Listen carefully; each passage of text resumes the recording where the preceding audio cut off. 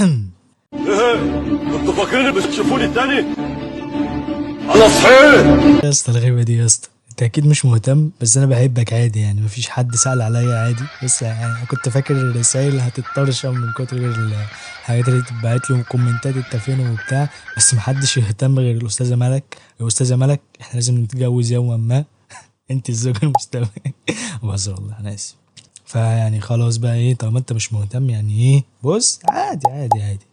المهم يعني لو كنت مهتم انا كنت فين؟ انا كنت بمتحن، وده مش تبرير اني ما اعملش حلقات، انا كنت ممكن اعمل عادي وانا بمتحن، انا عيل يعني، بس انا كنت مكسل الحقيقه. فالمهم انا رجعت عادي يعني. بص اللي جاي نار على زيت حار، فايه بقى حلقه العوده هتكون عن ايه؟ والله ما عارف يعني، بس يعني تعالى نشوف هنتكلم عن ايه. فبص انا مخلص امتحانات طازه، فاقول كده ايه تحب تشوف ايه تحت، وتعالى نخش في موضوع الحلقه.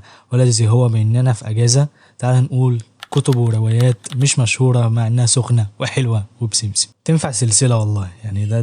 دي النيه يعني، وده واحد بيكلكس عادي. ورايك في الخلفيه والمنتج الجداد يعني، شغل الشغل بقالنا 3 شهور يعني. فبينا على اول كتاب على طول. لا لا لا لا لا لا لا.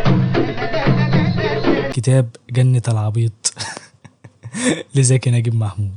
اول حاجه عن الكتاب ده ان انا وانا صغير كنت فاكر انه اخو نجيب محفوظ، وده عبط مني لان هما الاسمين بعاد عن بعض فشخ يعني. فحبيت اقول لك يعني انت اخويا مش غريب. فالمهم يا اسطى ايه بقى الكتاب ده فاجر. هتقول لي افجر من فيديوهاتك؟ بص هو قرب الحقيقه يعني. اللي ما يعرفش زكي نجيب محمود هو الوحيد اللي متهيألي اللي كتب عن الفلسفه، او الفيلسوف الوحيد اللي طلعته مصر يعني. بجد يعني. هو في فلاسفه طبعا بيتحنيكوا علينا، بس يعني ده متهيألي الريل الوحيد، فاهم؟ فيا اسطى الكتاب ده عباره عن جمدان. فالكتاب يا اسطى عباره عن مقالات، كل مقاله ليها موضوع معين، شبه بيحكي فيها قصه كده، ورا القصه دي بقى بيبقى ايه، بيبقى فيه فلسفه فجره وراها فشخ يعني. فاتمنى تقراه، ومش عارف ليه ما حدش بيتكلم عن الكتاب ده، فاتمنى تقراه يا اسطى يعني. هتلاقيه متوفر PDF اعتقد، فاقراه جامد فشخ هيعجبك، وقصير يعني. فايه اقراه واعمل لايك وسبسكرايب وقول لي الحمد لله على السلامه تحت كده يعني، شغل الشغل. لا لا لا لا لا لا لا. تاني كتاب رواية فرصة من ذهب لكنز. بهزر والله انا حبيت امسي بس. يلا يا ابن تاني حاجة رواية إني راحلة ليوسف السباعي. بص أنا مش بحب الرومانسية والمحن فاهم، بس الصراحة الرومانتيكات من يوسف السباعي حاجة غير يعني. هو صعب بتشخي منه الصراحة يعني، زي بين الأطلال كده ويطلع بيحب أخته وبتاع. يعني أنت ما تعرفش الموضوع ده، دي رواية بجد يعني. مش فيلم. أنت فاهم. فانا جسمي اشعر عموما يعني. انا عملت حلقه عن الروايه دي، روح شوفها يعني بنهاها على الروايه. لكن الروايه دي ما تقلقش بيحب واحده عاديه يعني مش اخته. فالمهم السرد بوم يا اسطى، قصه كليشيه بس بجد اللي جواها مش كليشيه، فروح اقراها هتعجبك والله، اديها فرصتك. لا لا لا لا لا لا لا. تالت كتاب روايه ذاكره الجسد لاحلام مستغنمي. اتمنى قلت الاسم صح. اقول ايه ولا ايه يا اسطى؟ يا اسطى الروايه دي تباس. الروايه دي تقف لها تحيه سلام كده. الروايه دي يا اسطى فجره قوي يا اسطى يا اسطى يا اسطى. انا قلت يا اسطى كتير قوي. ايه ده في ايه ده؟ بالمناسبه الروايه دي في التوب 100 على جود ريدز، خدت بالك من 100 يا عربيه يا بنت الوسخ.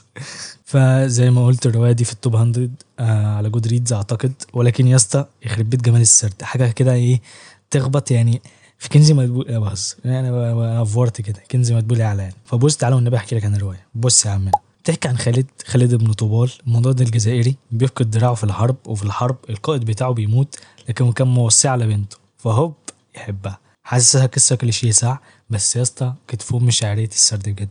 يا اسطى السرد تحسه كده ايه، بيلمسك يعني، تحسه بيلمسك من جوه كده يعني، تحسه قطيفه في نفسه كده. يا اسطى الروايه دي لو ما قريتهاش مش هتموت اكيد يعني، بس فايتك تجربه سرد وقصه واحاسيس بنت فجر. فلازم لازم لازم تقراها. يلا روح بقى، يلا بس ما تخرجش من الفيديو. يلا اوعى. لا لا لا لا لا لا لا. رابع حاجه رواية المريضة الصامتة لكاتبة مش بعرف انطق اسمها، حط اسمها في المونتاج لو افتكرت. بقول لك ايه، عارف ذكاء اينشتاين؟ طب عارف ذكاء نيوتن؟ خليني. بهزر انا اسف. البلوت عبارة عن لو الذكائين دول اتجوزوا بعض، استغفر الله يعني. يا اسطى البلوت اللي في الرواية دي ذكية بطريقة، رواية اقسم بالله توزن 95% من ذكاء البلوتات البلوتس اللي في روايات الجريمة والإثارة بتاعت مصر يعني. لحد ما انا طبعا اكتب رواية يعني، او انا كاتب لحد ما انشر روايه يعني. ساعتها هيقل الرقم ده طبعا يعني لأن المهم الروايه دي يا اسطى اقل ما يقال عليها ذكيه، لا ومش ذكيه بس، دي يعني دي ذكيه فشخ، ذكيه يعني فاهم. فاتمنى يا اسطى تقراها، واتمنى تعمل لايك وسبسكرايب. وفي ولاد صارمه لما وقفت عملوا ان سبسكرايب ليه؟ يلا هو بفلوس؟ ما تسيبه يا عم السبسكرايب يا عم، سيب الاشتراك يا عم، مش بفلوس والله. عايزين نفعل الربح وناخد $2 الجمال، واجيب لي ربع كفته ولا حاجه يعني. المهم يلا على الروايه الخامسه. لا لا لا لا لا لا لا. رواية ابن فطومة لعمي وعم عيالي نجيب محفوظ.